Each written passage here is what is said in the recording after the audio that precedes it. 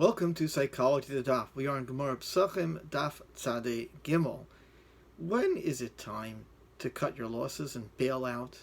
We are seeing warning signs of social and political unrest, huge gaps between rich and poor, increased anti-Semitic rhetoric and propaganda, as well as many of the fascist tropes such as stay in your homes for your own safety.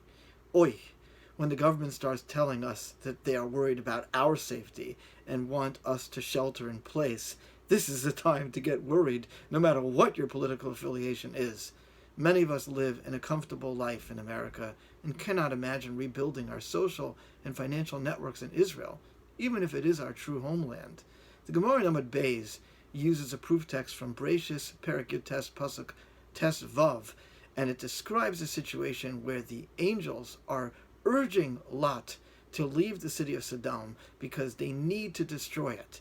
And let us meditate on that dramatic verse. We understand that Lot and his family must abandon their home and their possessions because of the imminent apocalypse of Sodom. The commentaries, Chizkuni, Rashbam, and others note the angels' forbearance for Lot's indecision and nostalgia.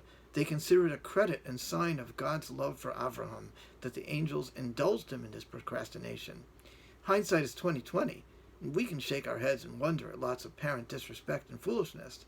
However, I'm reflecting on what kind of effort it took for my grandfather to leave Poland in the 1920s.